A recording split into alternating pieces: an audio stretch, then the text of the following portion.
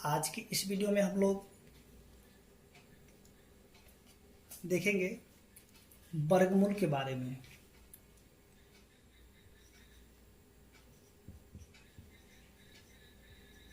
वर्गमूल के बारे में, ठीक है। देखिए, ये हमारा होगा बेसिक वीडियो वर्गमूल से संबंधित, और यहाँ पे जितने भी इनसे संबंधित बेसिक बातें होंगे तो उन सभी को हम लोग यहाँ पे जानेंगे। और जैसे ही हमारा बेसिक वीडियो ख़त्म होगा तब इसका जो जो भी प्रश्नावली होगा तो उसको हम लोग जो है बारी बारी से हल करेंगे, ठीक है। देखिए, जैसे कि हम लोग पिछले अध्याय में सीख चुके हैं वर्ग के बारे में, ठीक है। वर्ग क्या होता है और इसको किस प्रकार से निकाला जाता है, तो इन सभी को हमने पिछले वीडियो में सीख लिया था। अगर आप नहीं देखे तो आप उसको देख सकते हैं, इसका लिंक किसी वीडियो के डिस्क्रिप्शन में मिल जाएगा। तो इससे संबंधित बेसिक वीडियो भी है और प्लस में आपका जो है इसका प्रश्नावली भी है, तो आप देख सकते हैं उन सभी को।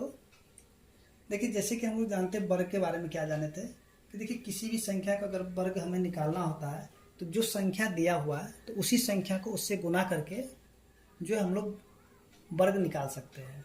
जैसे कि मान लीजिए यहाँ पे अगर हमें 2 का वर्ग निकालना होता था, 2 का वर्ग, तो देखिए 2 का वर्ग निकालने के लिए क्या करते थे, इसी से हम खुद से, यानी कि ये जो 2 है तो 2 से ही गुना कर देते हैं, ठीक है। जैसे कि यहाँ पे देखिएगा 2 का वर्ग निकालना होगा तो इसको हम लोग ऐसे लिखते थे 2 गुना में 2, यानी कि 2 दूनी 4। मान लीजिए आपको 5 का वर्ग निकालना होगा तो इसके लिए क्या करते थे, 5 गुना में 5 कर करके इसका 25 हो जाता था, ठीक है। तो इन सभी को हम लोग पीछे वीडियो में सीख चुके हैं, ठीक है। तो चलिए यहाँ पे हम लोग जो है अब यहाँ पे समझेंगे वर्गमूल के बारे में। तो देखिए, वर्गमूल को अंग्रेजी में कहा जाता है स्क्वायर रूट, इसको कहते हैं स्क्वायर रूट, ठीक है। इसको कहते हैं स्क्वायर रूट। अब देखिए यहाँ पे स्क्वायर रूट का जो चिन्ह होता है, चिन्ह, ये इसको ऐसे करके दिखा सकते हैं। ये होता है आपका स्क्वायर रूट, या फिर हम इसको हिंदी में कह सकते हैं वर्गमूल, ठीक है। ये हो जाएगा आपका वर्गमूल। अब देखिए, ये जो वर्गमूल है तो ये जो है ना, इसको जैसे किसी संख्या पर अगर ये लगा रहता है, मान लीजिए यहाँ पे 25 के ऊपर ये वर्गमूल ऐसे लगा हुआ है, ठीक है। तो देखिए, ये जो है ना वर्गमूल जैसे हटाएंगे तो इसको हम लोग ऐसे भी लिख सकते हैं, 25 पे पावर में 1/2, यानी कि हम कह सकते हैं कि ये जो वर्गमूल है तो वर्गमूल को हम लोग पावर में 1/2 भी लिख। देखिए, यहाँ पे जब कुछ भी नहीं रहेगा ना तब आप इसको 1/2 पावर में लिख सकते हैं, ठीक है, ऐसे करके। अगर हमें कहा जाए कि 25 का वर्गमूल क्या होगा तो देखिए, इसको हम लोग इस तरीके से भी बना सकते हैं, आप यहाँ पर देखिएगा। लेकिन ये तरीका हमें यूज नहीं करना, फिर भी आप यहाँ पर समझ लीजिए। देखिए, 25 को हम लोग अगर अभाज्य गुणनखंड करेंगे तो ये हो जाता है 5 पे पावर 2 हो जाता है। जैसे कि देखिएगा 25, अगर इसका हम लोग अभाज्य गुणनखंड कर दें, 5 से लगाएंगे तो 5, ठीक है। तो देखिए 5 कितने बार है, 2 बार है, तो 5 पावर 2 हो गया। देखिए यहाँ पे 5 पावर 2 हो गया, ठीक है। अब फिर से इसको गुणा करेंगे तो 1/2, ये जो पावर है 1/2। तो अब जो है देखिए, ये 2 से 2 तो कट गया, तो यहाँ पे बच गया 5 पावर 1, यानी कि 5 हो गया, ठीक है। देखिए, इसका जो यानी ये जो वर्गमूल 25 है तो इसका जो अगर हम लोग वर्गमूल करेंगे तो 5 निकल जाएगा, ठीक है। देखिए, ये वाला तरीका हमें यहाँ पे नहीं देखना है, ये तरीका हम लोग यहाँ पे यूज नहीं करेंगे, ठीक है। तो यहाँ पे हम लोग देखेंगे दो तरीका से वर्गमूल करेंगे। एक है आपका अभाज्य गुणनखंड से यहाँ से निकालेंगे। देखिए, जब संख्या छोटा छोटा हो, ठीक है, जब संख्या छोटा रहेगा तब उसके लिए हम क्या करते हैं, अभाज्य गुणनखंड का प्रयोग करते हैं। लेकिन जब संख्या बड़ा हो जाए तब उसके लिए हम लोग जो प्रयोग करते हैं दीर्घ विभाजन, ठीक है। तो हम लोग जानेंगे कि अभाज्य गुणनखंड द्वारा किस प्रकार से निकाला जाता है वर्गमूल, और ये जो दीर्घ विभाजन है इसके द्वारा कैसे निकालते हैं, ये भी हम लोग बारी बारी से समझेंगे। तो चलिए यहाँ पे आगे हम लोग और भी समझते हैं कुछ बातें, उसके बाद यहाँ पे देखेंगे। देखिए जैसे कि हम यहाँ पे चलिए यहाँ पे शुरू करते हैं। सबसे पहले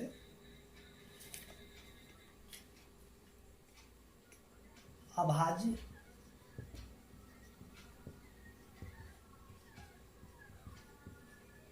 गुणनखंड विधि द्वारा से वर्गमूल प्राप्त करना है। ठीक है, सबसे पहले हम लोग यहाँ पे सीखेंगे अभाज्य गुणनखंड विधि से वर्गमूल प्राप्त करना है।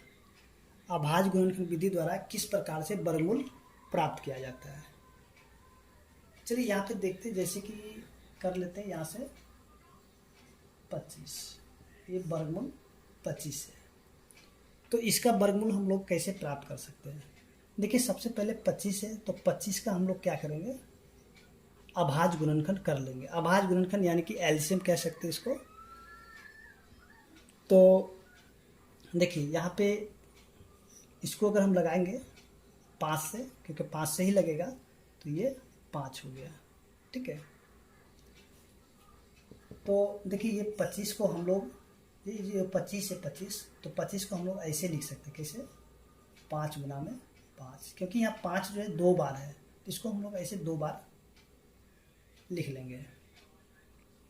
अब देखिए यहाँ से क्या करेंगे कि देखिए 2 गो का जोड़ा मिला देंगे। देखिए 2 गो का जोड़ा, जब ये दोनों का जोड़ा मिल जाएगा तो इसमें से क्या करेंगे कि एक 5 को बाहर निकाल लेंगे। ठीक है, तो देखिए 25 का जो वर्गमूल क्या हो जाएगा, 5 हो जाएगा।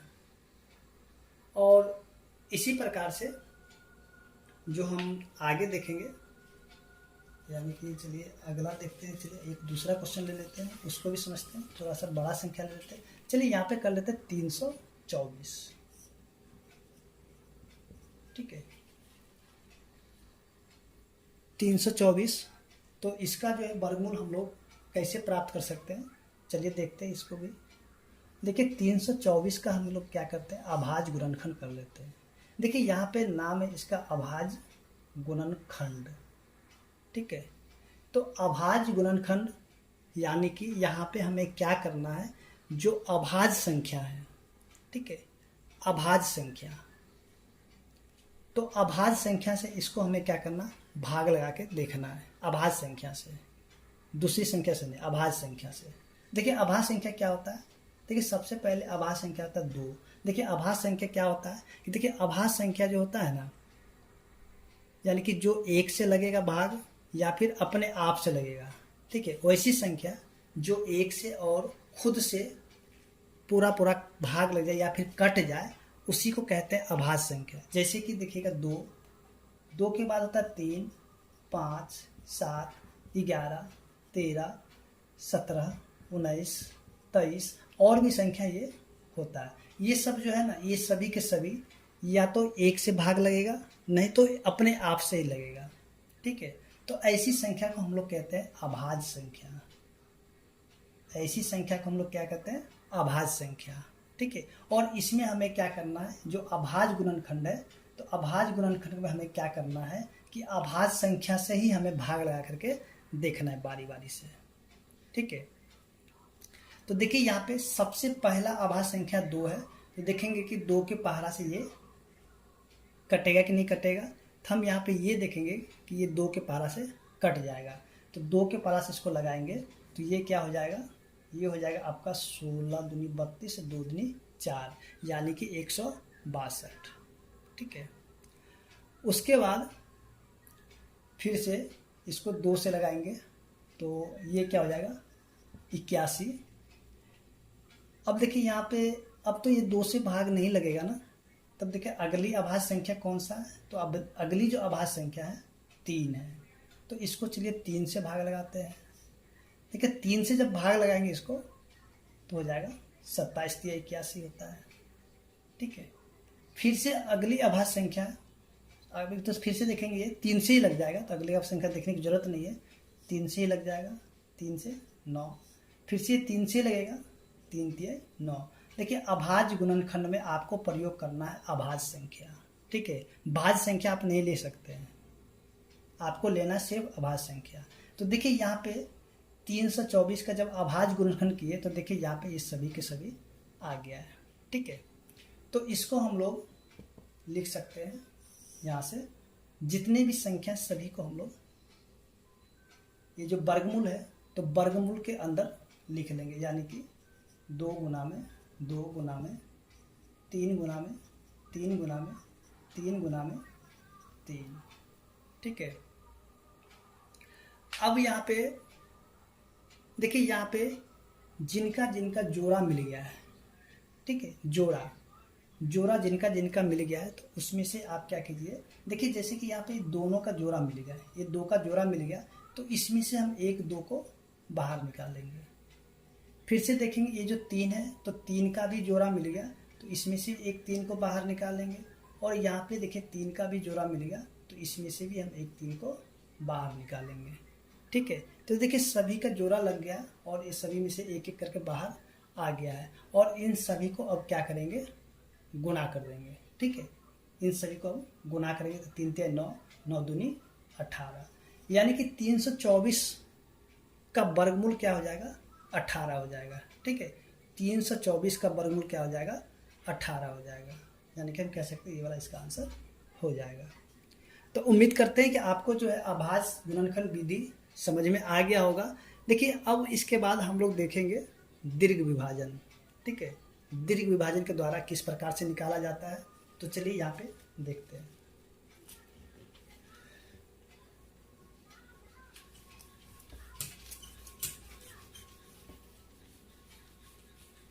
देखिए जब संख्या बड़ा होता है ना तब उसको जो है ना दीर्घ विभाजन के द्वारा निकालना बहुत ही आसान हो जाता है, ठीक है। चलिए यहाँ पे देखते हैं दीर्घ विभाजन।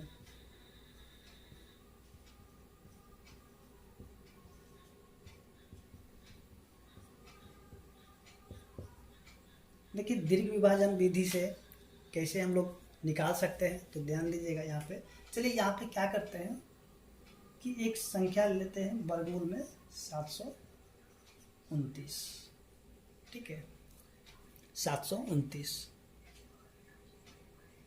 अब जो है यहाँ पे ये देखेंगे कि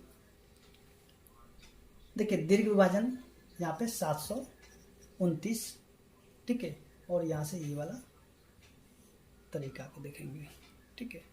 देखिए इधर से आप क्या कीजिएगा, दाहिनी तरफ से, इधर से दाहिनी तरफ से आप क्या कीजिएगा, इधर से 2, देखिए 2 गो पे ऐसे जोड़ा लगा के आप इस तरह से चिन्ह लगा दीजिए, ठीक है। आपको हर जगह यही काम करना है, ठीक है। सबसे पहले आप इस तरह से जोड़ा लगाए, अगर जोड़ा नहीं लगाइएगा तो आपका वो गलत भी हो सकता है, ठीक है। तो देखिए इधर से हम क्या किए, जोड़ा लगा दिए तो देखिए यहाँ पे 7 का जोड़ा नहीं लगा है, 7 का जोड़ा नहीं लगा है यहाँ पे, ठीक है। तो अब यहाँ पे देखिए 7 का जोड़ा नहीं लगा। अब यहाँ पे क्या करना होगा, ऐसा एक संख्या रखना होगा, यहाँ पे ऐसा एक संख्या ले लेना होगा। जब देखिए यहाँ पे मान लीजिए अगर हम लेते हैं ऐसा एक संख्या ले लेते, चलिए यहाँ पे 2 ले लेते हैं, ठीक है। जो संख्या हम यहाँ पे रखेंगे ना वही संख्या हम इसके नीचे भी रखेंगे, ठीक है। जो संख्या ऊपर रखेंगे वही संख्या को नीचे भी रखेंगे, ठीक। और इसको हम गुणा करेंगे तो गुणा करने पे या तो ये जो पहले के संख्या है या तो ये आना चाहिए, नहीं तो इससे छोटी वाली संख्या आना चाहिए, ठीक है। या तो ये संख्या आना चाहिए, नहीं तो इससे छोटी वाली संख्या आना चाहिए, ठीक है। अब देखिए यहाँ पे 2 दूनी 4, मान लीजिए यहाँ पे 4 आ गया। अगर मान लीजिए यहाँ पे हम 2 नहीं रख करके चलिए 3 रख लेते हैं। अगर यहाँ पे हम 3 रखते हैं और फिर नीचे भी 3 रखते हैं, ठीक है, ऊपर भी 3। चलिए एक काम करें, थोड़ा सा इधर लाइटिंग आ जाए फिर डिस्टर्ब होगा, थोड़ा सा हम इसको इधर लिख लेते हैं। चलिए यहाँ पे हम लिख लेते हैं 729 का, ठीक है। यहाँ से जोड़ा लगा लेते हैं। अब देखिए यहाँ पे हम क्या करते हैं, एक बार जो है 3 रख करके चेक करते हैं। चलिए यहाँ पे देखिए ऊपर जो संख्या रखेंगे ना वही संख्या हमको नीचे भी रखना है। मान लीजिए यहाँ पे 3 रखे तो नीचे भी हम 3 रखेंगे, ठीक है। दोनों जगह एक ही संख्या रखना है, ऊपर भी 3 और नीचे भी 3, ठीक है, दोनों जगह रखना है एक ही संख्या। अब देखिए इसको गुना करिए तो 3 तिहाई 9। हम क्या बोलते हैं, या तो ये संख्या आना चाहिए, नहीं तो इससे जो है छोटी वाली संख्या होना चाहिए। देखिए 3 को जब 3 से गुना करेंगे तो यहाँ पे हो जाएगा 9। तो देखिए यहाँ पे 7 है और ये 9, ये तो नहीं लगेगा, तो इसलिए ये जो 3 यहाँ पे रखना गलत हो जाएगा। ठीक है, तो यहाँ पे हम कौन सी संख्या रख सकते हैं, तो यहाँ पे अगर हम 2 रख देंगे, ऊपर भी 2 और नीचे भी 2। देखिए 2 दूनी 4, तो 4 देखिए 7 से छोटा है। ठीक है, और ये यहाँ पे दोनों यहाँ पे यानी कि रखने से मिल जाएगा, तो 2 दूनी 4 हो जाएगा यहाँ पे। ठीक है, देखिए यहाँ भी जब देखिए यहाँ 2 रखें, यहाँ भी 2 रखें, तो यहाँ भी हमें एक 2 देना होगा। ठीक है, ये आप ध्यान दीजिएगा, यहाँ पे 3 बार पड़ेगा। देखिए एक बार यहाँ, एक बार यहाँ और एक बार यहाँ, यानी कि यहाँ पे पड़ जाएगा आपका जो संख्या ऊपर रखे वही संख्या नीचे रखें, और इसको गुना करके या तो ये आना चाहिए, नहीं तो इससे छोटी संख्या आना चाहिए। ठीक है, और उसके बाद जो संख्या यहाँ रखेंगे वही संख्या हमको यहाँ भी रखना है। अब देखिए यहाँ पे ये तो लग गया यहाँ पे। अब इसको क्या करेंगे, देखिए 2 और 2 क्या हो जाता है, 4 हो जाता है। ठीक है, 2 और 2 4 हो जाता है। जोड़ देंगे इसको, गुना नहीं, इसको अब जोड़ देंगे, तो 2 और 2 4 हो जाता है। अब देखिए यहाँ पे 7 में से 4 को घटाएंगे तो हो जाएगा 3। ठीक है, घट गया तो 3 हो गया। अब यहाँ पे ध्यान दीजिएगा, ये वाला, ये जो 29 है, 29 जो बच गया, तो इसी 29 को फिर से यहाँ पे अब नीचे उतार लेंगे। ठीक है, अब चिन्ह आप नहीं भी दीजिए तो कोई दिक्कत नहीं है, लेकिन आपको पहले जब बनाइएगा तो ये चिन्ह को देना जरूरी है, नहीं दीजिए तो आपको वो गलत भी हो सकता है, ध्यान रखिएगा। ठीक है, देखिए 29 को हम यहाँ पे अब उतार लिए हैं। अब यहाँ पे एक चीज़ आप देखिएगा, अब फिर से वही काम करना है, जो संख्या हम यहाँ पे नीचे रखेंगे वही संख्या हम नीचे यहाँ भी रखेंगे। यहाँ जो संख्या रखेंगे वही संख्या हम नीचे रखेंगे। इसको जब हम गुना करेंगे तो यही, या तो हमको ये संख्या आना चाहिए, नहीं तो इससे छोटी संख्या आना चाहिए। ठीक है, अगर यहाँ पे चलिए एक काम करते हैं, यहाँ पे देखते हैं, रखते हैं 3। ठीक, इसको आप यहाँ पे ले, आपको इसको अलग चेक करना पड़ेगा, नहीं तो आप यहाँ रखिए तो आपको बार बार गलती होगा। तो इसलिए देखिए यहाँ पे हम तो मिटा लेते हैं, लेकिन आप इसको क्या कीजिएगा, अलग अपने बगल में पहले इसको गुना करके चेक कर लीजिएगा, नहीं तो यहाँ पे डायरेक्ट रखे कीजिएगा तो गलत भी हो सकता है, और फिर बार बार काटना पड़ेगा। तो इससे अच्छा आप देखिए यहाँ पे, जैसे कि यहाँ पे 4 है। ठीक है, पहले से 4 तो है ही है। अब जो संख्या ऊपर रखेंगे वही संख्या हमको एक नीचे भी रखना है। ठीक है, अब इसको हम गुना कर देंगे, या तो हमको ये संख्या आना चाहिए, नहीं तो इससे छोटी संख्या आना चाहिए। ठीक है, चलिए इसको गुना करते हैं, तो 3 तिहाई 9, 4 तिया 12, यानी कि 129 है, लेकिन यहाँ पे कितना 329 है, यानी कि ये रखना ठीक नहीं होगा। ठीक है, आगे चेक करते हैं। चलिए अब यहाँ पे क्या करते हैं, 4 तो रहेगा ही, ये जो 4 आगे वाला वैसे ही रहेगा, इसमें कुछ भी बदलाव नहीं होगा, 4 रहेगा ही रहेगा। ठीक है, अब मान लीजिए अगली संख्या है 3, तो यहाँ पे आ गया। अब इसके अंदर यहाँ पे रखते हैं 4 और नीचे भी रखते हैं 4, फिर से इसको गुना करेंगे, 4 चौके 16 का 6, बच गया 1, 4 चौक 16, 1 17। तो देखिए अब यहाँ पे गुना के तो 176 है, और देखिए यहाँ पे 329, यानी कि अभी भी बहुत छोटा है। ठीक है, तो ये अभी ये नहीं होगा, तो आगे चेक करते हैं। देखिए 4 तो फिर से होगा ही होगा। अब यहाँ पे रखते हैं 5 और नीचे भी 5, इसको जब गुना करेंगे 25 का 5 बच गया 2, 4 पंचे 20, 2 22, 225, अभी भी बहुत छोटा है। ठीक है, अब देखिए यहाँ पे आगे भी हम लोग चेक करते हैं। चलिए 6 से रख कर देखते हैं, 36 के 6 बच गया 3, 6 से 24, 3 27, यानी कि 276, अभी भी छोटा है। ठीक है, आगे फिर से चेक करते हैं, 4 तो हमेशा रहेगा ही रहेगा। फिर से देखिए यहाँ पे रखते हैं 7। ठीक है, क्योंकि 6 तक तो हो गया, 7 तक रखेंगे, 7 से 49 के 9, बच गया 4, 7 चौक 28, 4 32। देखिए ये 7 जब रखे यहाँ पे पूरा पूरा आ गया। देखिए यहाँ पे 329 और यहाँ पे 329, यानी कि यहाँ भी 7 होगा और नीचे भी 7 होगा और यहाँ भी एक 7 हो जाएगा। ठीक है, और यहाँ पे 329 देखिए गुना करने पे आ गया था, तो 329 यहाँ पे हो जाएगा। ठीक है, ये वाला देखिए ये तो पूरा पूरा कट गया, यानी कि घटाएंगे तो 0 हो जाएगा, यानी कि कट गया। अब देखिए यहाँ पे इसको जोड़ेंगे तो 7 7 14 के 4 और 4 1 5। देखिए यहाँ पे एक चीज़ और ध्यान दीजिएगा, चेक करने का तरीका, जैसे ये वाला आंसर होगा ना, यहाँ जो होगा तो इसका ये दुगुना होना चाहिए। देखिए 27 है तो 27 दूनी 54 होता है। ठीक है, ऐसे भी हम लोग कर सकते हैं। ठीक, तो ये तरीका था आपका दीर्घ विभाजन। अगर आप इसको दूसरे प्रश्न में भी चेक कर सकते हैं। चलिए यहाँ पे दूसरा प्रश्न भी देखते हैं। तो देखिए यहाँ पे 729 का क्या निकल गया था, आपका निकल गया था 27। ठीक है, यानी 729 का वर्गमूल क्या आ जाएगा 27। आप इसको ऐसे 27 गुना में 27 लिख करके और यहाँ पे एक 27 को बाहर लिख सकते हैं। ठीक है, अगर कितना बड़ा भी संख्या होगा ना तो आप इसी विधि के द्वारा, जब दीर्घ विभाजन बोलेगा तो आप इस विधि के द्वारा आप इसको हल कर सकते हैं। ठीक है, चलिए यहाँ पे अब इसका जो है एक और क्वेश्चन ले लेते हैं, उसको भी हम लोग अच्छे से समझ लेते हैं। उसके बाद फिर से जो भी और भी छोटे छोटे पॉइंट होंगे उनको हम लोग जानेंगे। चलिए यहाँ पे कर लेते हैं।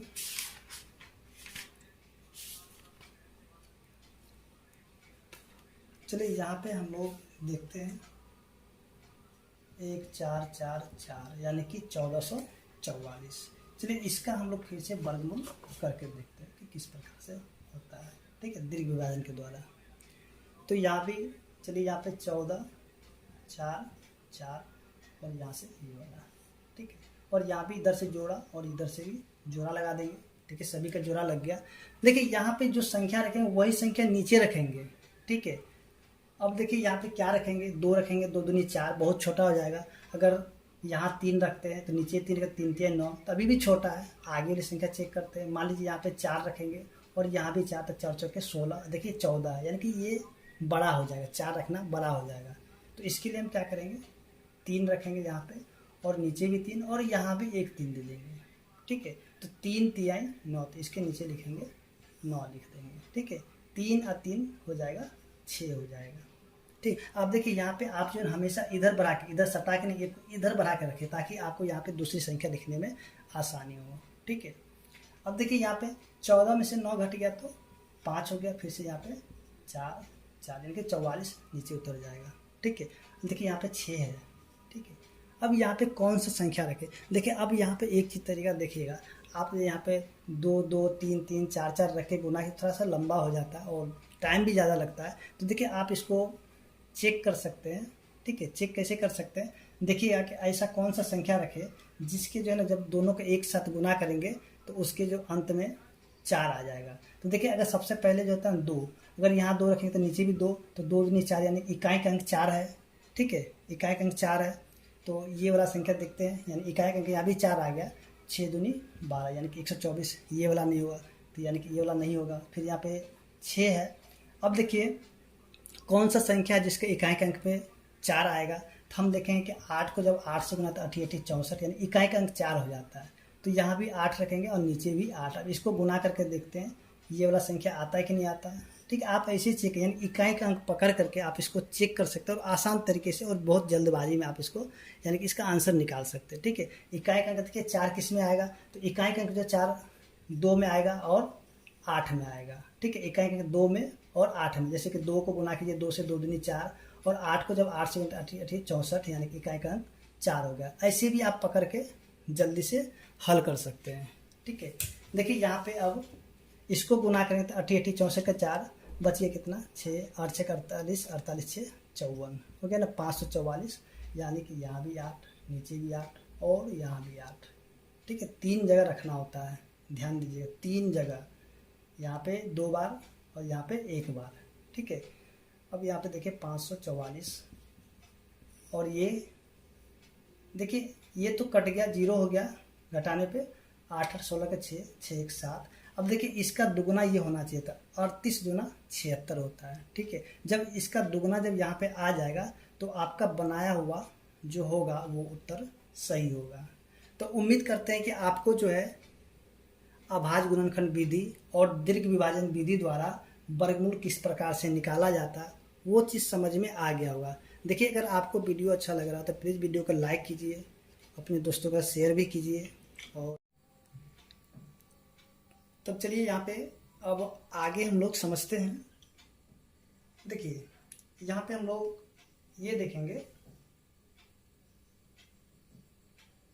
देखिए जैसे कि हम लोग यहाँ पे देखेंगे 4 जो है 4 4 4 क्या है, एक पूर्ण वर्ग संख्या है। ठीक है। 4 क्या है, एक पूर्ण वर्ग संख्या है, क्योंकि इसका अगर 4 का वर्गमूल करेंगे, 4 का वर्गमूल क्या हो जाएगा, ठीक है, 4 का वर्गमूल हो जाएगा 2, ठीक है, 4 का वर्गमूल क्या हो जाएगा 2। 4 पूर्ण वर्ग संख्या है, इसलिए 4 का वर्गमूल क्या हो जाएगा 2 हो जाएगा। इसी प्रकार से हम लोग देखेंगे 25, 25 भी एक पूर्ण वर्ग संख्या है, ठीक है। और 25 का वर्गमूल क्या हो जाएगा, देखिए वर्गमूल में जैसे कि हम लोग ऐसे भी रख सकते हैं, जैसे ये 4 है तो 4 को हम लोग इस जो वर्गमूल है इसके अंदर भी रख सकते हैं, ठीक है। तो अगर इस हम 25 का वर्गमूल करेंगे तो ये क्या हो जाएगा 5 हो जाएगा। इसी प्रकार से और दूसरा पूर्ण वर्ग भी संख्या आप लिख सकते हैं, जैसे कि आप यहाँ से 9 भी लिख सकते हैं, ठीक है। 9 भी एक पूर्ण वर्ग संख्या है, क्या है, पूर्ण वर्ग संख्या। और 9 का वर्गमूल करेंगे, 9 का वर्गमूल क्या आ जाएगा, चलिए यहाँ पे देखिए 9 का वर्गमूल जो हो जाएगा आपका 3 हो जाएगा, ठीक है। देखिए इनसे जो निष्कर्ष निकलता है, ये जो यहाँ पे हम लोग कुछ उदाहरण देखें तो इनसे ये उदाहरण निकलता है, देखिए जिन संख्याओं का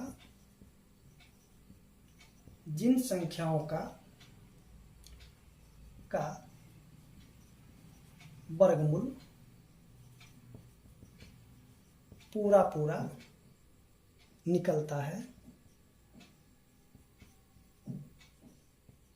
निकलता है, तब उन्हें हम लोग क्या कह सकते हैं, तब उन्हें जो है उन्हें पूर्ण वर्ग संख्या कहते हैं, ठीक है। इनके ये जो यहाँ पे दिया हुआ, तो इनसे हमें ये पता चलता है कि जिन संख्याओं का वर्गमूल पूरा निकलता है उन्हें पूर्ण वर्ग संख्या कहते हैं, ठीक है। अब देखिए यहाँ पे हम लोग और भी आगे समझते हैं, जैसे कि हम लोग पिछले वीडियो में भी इस चीज को समझे थे।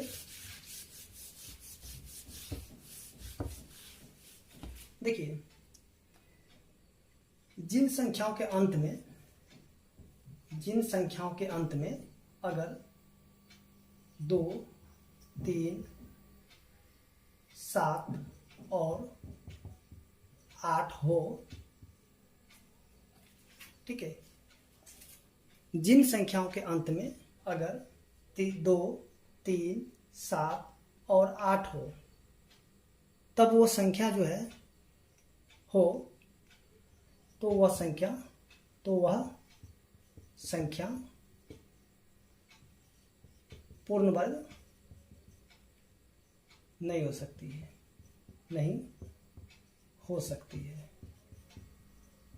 ठीक है। और इसके बारे में हम लोग इसका जो पिछले का जो बेसिक वीडियो था, तो उसमें हम लोग देखे थे कि ये क्यों नहीं होता है, ठीक है। अगर आप पिछला बेसिक वीडियो नहीं देखे तो आप देख सकते हैं, आपको जो पिछले वीडियो का जो लिंक है इसमें भी आपको मिल जाएगा, ठीक है। यानी कि आपको जो उसमें सिर्फ और सिर्फ वर्ग के बारे में बताया गया और हम लोग यहाँ पे वर्गमूल के बारे में जान रहे हैं, ठीक है। तो आप उसको देखिएगा तो आपको ये वाला जो है ना और भी अच्छे से समझ में आएगा ये क्यों नहीं होता है। बस आपको यहाँ पे ये याद रखना है कि जिन संख्याओं के अंत में, इन इकाई का अंक ऐसे भी कह सकते हैं, जिन संख्या के इकाई का अंक अगर 2, 3, 7 और 8 हो, ठीक है, तब वो संख्या जो पूर्ण वर्ग नहीं हो सकती है। इस चीज़ को आप याद रखिएगा, ठीक है। और क्यों नहीं हो सकती तो आप इसको देख सकते हैं दूसरे वीडियो में, वो दिया हुआ लिंक बेसिक वीडियो का लिंक होगा, तो इसी वीडियो के डिस्क्रिप्शन में मिल जाएगा, ठीक है, आप देख लीजिएगा उसको। और इसी प्रकार से हम लोग अगर आगे देखेंगे, ठीक है, आगे क्या देखेंगे, देखिए चलिए यहाँ पे हम लोग पहले समझते हैं। जैसे कि यहाँ पे 4 है, ये क्या है, वर्गमूल में 4 है, ठीक है। तो देखिए 4 एक सम संख्या है, 4 क्या है, सम संख्या है। अगर इस 4 का वर्गमूल किया जाए तो ये हो जाता है 2, और 2 भी क्या है, एक सम संख्या है। देखिए सम संख्या और विषम संख्या क्या होता है, तो इन सभी को हम लोगों ने देखा था। देखिए सम संख्या क्या होता है कि जो 2 से पूरा कट जाए या फिर 2 से पूरा भाग लग जाए, ठीक है, ऐसे भी हम लोग कह सकते हैं। जो 2 से पूरा पूरा कट जाए उसको हम लोग कहते हैं सम संख्या, और जो 2 से भाग पूरा पूरा नहीं लगे या फिर 2 से जो पूरा पूरा नहीं कटे तो उसको हम लोग कहते हैं विषम संख्या। तो देखिए ये 2 जो है, दो जो है ना, 2 के पारे से पूरा पूरा कट जाएगा, इसलिए ये जो 2 सम संख्या होगा। और देखिए 4 है, 4 भी एक सम संख्या, क्योंकि 4 भी 2 से पूरा पूरा कट जाएगा, यानी कि भाग पूरा पूरा लग जाएगा। तो देखिए ये वर्गमूल में 4 है, तो इसका जो हम लोग अगर वर्गमूल करेंगे 4 का तो 2 आ गया, ठीक है। तो 2 भी एक सम संख्या और 4 भी एक सम संख्या है। इसी प्रकार से अगर हम लोग आगे देखेंगे, जैसे कि रूट में यानी कि वर्गमूल में 16, ठीक है, वर्गमूल में क्या है 16 है। तो देखिए 16 भी एक क्या है, सम संख्या है। 16 भी एक क्या है, सम संख्या है। अगर इस 16 का वर्गमूल करेंगे, 16 का वर्गमूल करेंगे तो क्या हो जाएगा 4। और देखिए 4 जो है ना, 4 भी एक क्या है, 4 भी एक जो है सम संख्या, जैसे कि यहाँ पे हम लोग देखे थे 4 भी एक सम संख्या है। इसी प्रकार से हम लोग आगे देखेंगे, जैसे कि वर्गमूल में 36। देखिए 36 एक सम संख्या है, ठीक है। क्यों? देखिए क्योंकि इसको अगर 2 से हम भाग लगाएंगे तो पूरा पूरा कट जाएगा 18 बार में, ठीक है, पूरा पूरा ये कट जाएगा। देखिए जो 2 से कट जाएगा तो उसको हम लोग कहते हैं सम संख्या। देखिए 36 का अगर हम वर्गमूल करेंगे तो 6 हमें प्राप्त होता है, ठीक है। और 6 देखिए तो 6 भी एक सम संख्या है, ठीक है। तो देखिए इन सभी से हमें ये निष्कर्ष निकलता है, देखिए निष्कर्ष क्या निकलता है कि प्रत्येक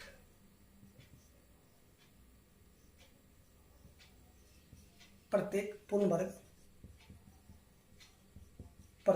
वर्ग सम संख्या का वर्गमूल एक सम संख्या होता है, ठीक है। इसके आधार पे हम लोग देखेंगे, यहाँ से इसके आधार पे हम लोग देखें, ठीक है। जो प्रत्येक पूर्ण वर्ग सम संख्या का वर्गमूल भी एक सम संख्या होगा।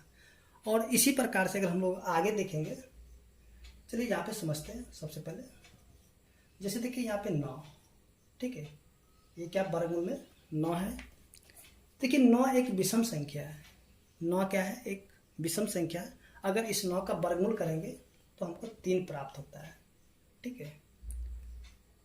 और ये 3 जो है, 3 भी क्या एक विषम संख्या है, ठीक है। 9 का अगर वर्गमूल करेंगे तो 3 प्राप्त होता है। 9 एक विषम संख्या है, क्योंकि ये 2 से पूरा पूरा नहीं कटता है, ठीक है, इसलिए ये विषम संख्या है। और इसका वर्गमूल 3 है, तो 3 भी एक विषम संख्या है, ठीक है। इसी प्रकार से अगर हम लोग देखेंगे 25 का वर्गमूल, देखिए 25 एक विषम संख्या है, ठीक है। अगर इसका वर्गमूल करेंगे तो 5 प्राप्त होता है, ठीक है। तो इसका वर्गमूल क्या होगा, 5 प्राप्त होगा। और 5 भी एक विषम संख्या है। तो देखिए इनके आधार पे हम कह सकते हैं कि प्रत्येक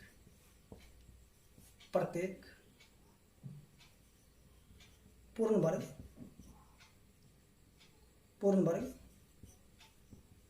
विषम संख्या का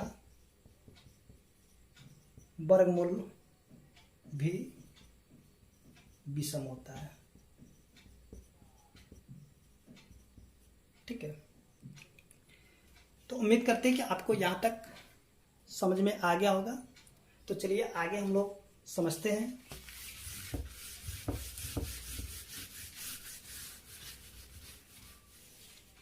देखिए आगे अगर हम लोग देखेंगे, अगर किसी पूर्ण वर्ग संख्या के अंत में शून्यों की संख्या अगर सम होगा तो उस संख्या का जो वर्गमूल पूरा पूरा ज्ञात हो सकता है, ठीक है। जैसे कि हम लोग यहाँ पे देखेंगे, देखिए यहाँ पे 900, ठीक है, ये है 900। और यहाँ पे शून्यों की संख्या को देखेंगे, शून्य की संख्या देखेंगे 1 2 जो कि सम है, ठीक है। शून्य की संख्या, यहाँ पे शून्यों की संख्या, ठीक है, शून्यों की संख्या अगर देखिए यहाँ पे देखते हैं, शून्यों की संख्या अगर सम हो तब क्या होगा, तब उस संख्या का वर्गमूल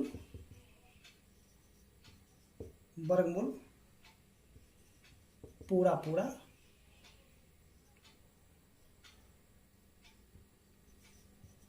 पूरा ज्ञात हो सकता है। ठीक है, जैसे देखिए यहाँ पे 900 है, अगर हम लोग 900 का अगर वर्गमूल करेंगे ना तो हम लोग को 30 प्राप्त हो जाएगा। ठीक है, या फिर हम यहाँ पे कर सकते हैं 40,000। ठीक है, तो 40,000 का भी हम लोग वर्गमूल पूरा ज्ञात कर सकते हैं, यानी कि आपका क्या हो जाएगा 200। ठीक है, इसी प्रकार से आप और भी उदाहरण को ले सकते हैं। अब इसी के आधार पे हम लोग समझेंगे। देखिए, अगर शून्यों की संख्या जो होगा ना, शून्यों की संख्या, देखिए शून्यों की संख्या क्या होना चाहिए, शून्यों की संख्या अगर विषम हो, क्या होना चाहिए, विषम हो, यानी कि जिसका जोड़ा ना पूरे, जो कि 2 से पूरा नहीं कटे। ठीक है, देखिए शून्यों की संख्या अगर विषम हो तब उस संख्या का वर्गमूल ज्ञात नहीं हो सकता। ठीक है, जैसे कि अगर हम लोग देखेंगे यहाँ पे, जैसे कि यहाँ पे लेते हैं 9,000 लेते हैं। ठीक है, इसी को देखते हैं 9,000। ठीक है, अब देखिए यहाँ पे 9,000 में देखेंगे कि शून्यों की संख्या देखिए तो क्या है, 1 2 3। शून्यों की संख्या क्या है 3, और 3 क्या है, एक विषम संख्या है। ठीक है, शून्यों की संख्या देखें, इस 9 का नहीं देखें, शून्यों की संख्या देखना है। शून्यों की संख्या क्या है, विषम है, इसलिए जो है ना इसका यानी कि 9,000 का हम लोग पूरा वर्गमूल ज्ञात नहीं कर सकते। ठीक है, उसी प्रकार से आप दूसरे उदाहरण ले सकते हैं, जैसे कि आप कह सकते हैं 25,000। ठीक है, अगर आप इसका वर्गमूल कीजिएगा तो इससे आपका पूरा वर्गमूल नहीं निकलेगा। ठीक है, पूरा वर्गमूल आप इससे ज्ञात नहीं कर सकते, तो आपको इसको याद रख सकते हैं। ठीक है, किसी भी कोई भाई अगर बड़ा संख्या दिया जाए और आपसे इसे कहा जाए कि इसका वर्गमूल निकाले, तो आप अगर यहाँ पे देखिएगा शून्य की संख्या अगर विषम होगा तो आप उसका वर्गमूल नहीं ज्ञात कर सकते। अगर शून्यों की संख्या अगर सम होगा तभी आप उसका जो है वर्गमूल ज्ञात कर सकते हैं। ठीक है, तो चलिए आगे हम लोग जो समझते हैं इसका। देखिए यहाँ पे जो है हम लोग ये समझेंगे कि अगर यहाँ पे वर्गमूल दिया जाए, अगर आपसे कहा जाए कि अंकों की कुल संख्या कितनी होगी। ठीक है, अंकों की कुल संख्या कितनी होगी, यानी कि वर्गमूल में अंकों की संख्या कितनी होगी, आपको गणना नहीं करना और डायरेक्ट बताना है कि कितनी होगी। ठीक है, जैसे कि यहाँ पे देखेंगे, देखिए यहाँ पे मान लीजिए ये 49 है। ठीक है, 49 है, 49 में जो है आपसे ये पूछा जाएगा कि इसमें जो है वर्गमूल में अंकों की संख्या कितनी होगी। तो देखिए यहाँ पे वर्गमूल में अगर अंकों की संख्या इसमें देखेंगे तो जैसे कि देखिए अगर 49 का अगर हम लोग वर्गमूल करेंगे तो ये हो जाता है 7। और यहाँ पे देखिए 7 जो है, 7 में कितने अंक है, तो एक ही अंक है, यानी कि 49 में जो है वर्गमूल की संख्या कितना होगा, 1 होगा। इसी प्रकार से हम लोग यहाँ पे लेते हैं 900। ठीक है, अगर 900 का हम लोग वर्गमूल करेंगे तो यहाँ पे आ जाएगा 30। और देखिए 30 में अगर हम लोग देखेंगे तो वर्गमूल में अंकों की संख्या कितना था, 1, और ये हो गया 1, यानी कि 2 हो गया। इसी प्रकार से हम लोग और भी दूसरे उदाहरण ले सकते हैं, जैसे कि हम यहाँ पे 1600 ले लेंगे। तो देखिए 1600 को अगर हम लोग वर्गमूल करेंगे तो हम लोग को क्या प्राप्त हो जाएगा, 40 प्राप्त होता है। तो देखिए यहाँ पे जो है ना वर्गमूल में अंकों की संख्या कितना था, 1 और 1 कितना हो गया, 2 हो गया। ठीक है, तो देखिए यहाँ पे ये तो छोटे छोटे अंक हैं, तो इसको आप लोग बहुत ही इजी से यानी कि आराम से बता सकते हैं कि इसमें क्या कहता है कि वर्गमूल में अंकों की संख्या क्या हो सकती है। लेकिन यहाँ पे अगर संख्या बड़ा हो, ठीक है, तो बड़ा होगा तब हम उसके लिए क्या करेंगे, देखिए इसके लिए हम लोग एक फॉर्मूला का यूज करेंगे। ठीक है, चलिए यहाँ पे फॉर्मूला कौन सा है तो उसको हम लोग देख लेते हैं, यानी सूत्र जो है। देखिए सूत्र में अगर हम लोग देखेंगे, अगर यहाँ पे n, चलिए यहाँ पे देखिए n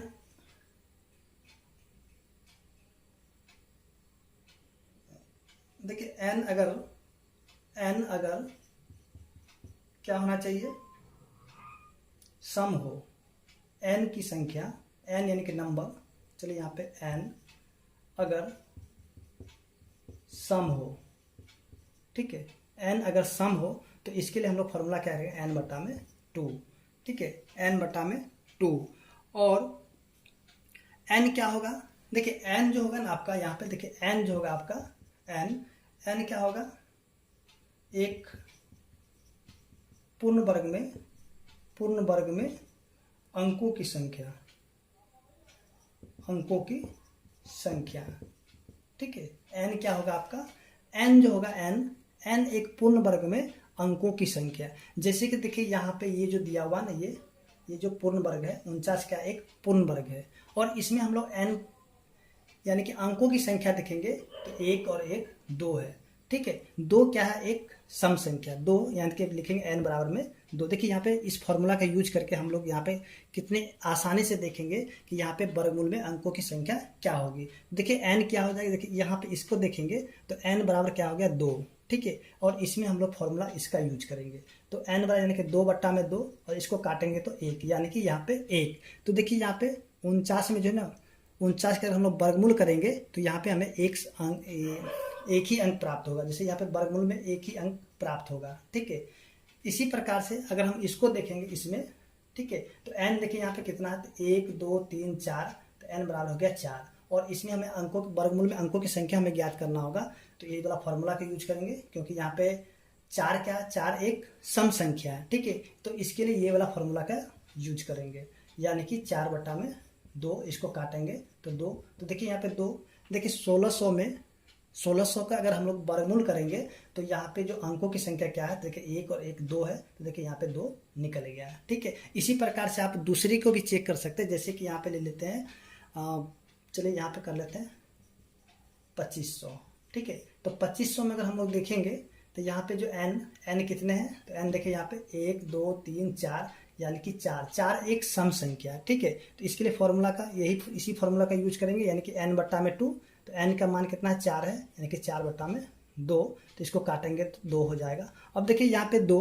अब इसका हम लोग जब वर्गमूल करेंगे तो वर्गमूल क्या हो जाएगा आपका, इसका 50 हो जाएगा, और 50 में देखिए तो अंकों की संख्या कितनी है, 1 और 1 2, तो देखिए यहाँ पे 2 ये वाला निकल गया, ठीक है, इसका है आपका, समझे।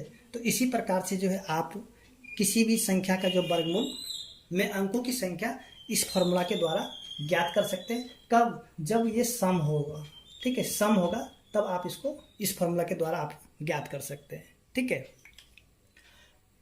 उसके बाद देखिए इसी में अगर हम लोग समझेंगे, अगर यहाँ पे एन जो है ना विषम हो, ठीक है, एन अगर विषम होगा तब हम लोग क्या करेंगे, ठीक है, एन अगर विषम होगा, और देखिए एन जो ना, एन एक पूर्ण वर्ग में अंकों की संख्या ही होगा, ठीक है, तो देखिए एन अगर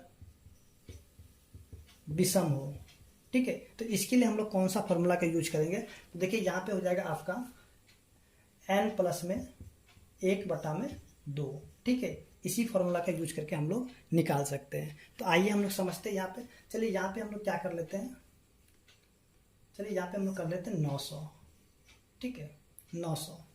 अब देखिए यहाँ पे सबसे पहले हम लोग इसमें देखें एन कितने हैं, तो एन यानी कि पूर्ण वर्ग में अंकों की संख्या, तो एन देखिए यहाँ पे कितना, 1 2 3, यानी कि एन का मान हो गया 3 हो गया, ठीक है, तो ये वाला फॉर्मूला का यूज करेंगे यहाँ पे, एन प्लस में 1 बटा में 2, तो एन का मान है कितना, 3 प्लस में 1 बटा में 2, यानी कि इसको जोड़ेंगे तो हो जाएगा 4, और बटा में 2, इसको काटेंगे 2, यानी कि 900 का जब हम लोग वर्गमूल करेंगे तो वर्गमूल में जो अंकों की संख्या हो जाएगा 2 हो जाएगा। जैसे कि देखिए यहाँ पे अगर 900 का हम लोग करेंगे वर्गमूल तो क्या हो जाएगा, 30 हो जाएगा, और 30 में देखिए तो अंकों की संख्या कितना है, 1 और 1 2, ठीक है। इसी प्रकार से आप जो है दूसरे उदाहरण भी ले सकते हैं, तो चलिए हम लोग एक और भी उदाहरण ले लेते हैं विषम संख्या की। तो यहाँ पे हम लोग, चलिए यहाँ पे कर लेते हैं, यहाँ पे ले लेते हैं, चलिए यहाँ पे कर लेते हैं 729, ठीक है, 729। देखिए यहाँ पे अंकों की संख्या क्या है, तो एन यहाँ पे हो जाएगा, कितने हो जाएगा, 3, ठीक है, और यहाँ पे फॉर्मूला यूज करेंगे एन प्लस में 1 बटा में 2, n का मान 3 है तो 3 प्लस में 1/2 और इसको जब जोड़ कर देखेंगे तो 4/2 काटेंगे तो 2। तो देखिए यहाँ पे जब 729 का हम लोग वर्गमूल ज्ञात करेंगे तो वर्गमूल में जो अंकों की संख्या होगा 2 होगा। जैसे कि देखिए 729 हो जाता है 27 का वर्गमूल, ठीक है। 729 का वर्गमूल करेंगे तो 27 प्राप्त होगा। 27 में देखिए तो कितने अंक है, 1 और 1 2 अंक है, तो यहाँ पे देखिए 2 आ गया, ठीक है। तो इसी प्रकार से आप जो है बड़ी बड़ी संख्या को आप इसी जो सूत्र के द्वारा आप आसानी से निकाल सकते हैं, ठीक है। तो उम्मीद करते हैं कि आपको यहाँ तक समझ में आ गया होगा। ये हमारा बेसिक वीडियो था। अगर आपको वीडियो अच्छा लगता है तो प्लीज़ वीडियो को लाइक कीजिए, सब्सक्राइब कीजिए और दोस्तों के साथ शेयर भी कीजिए।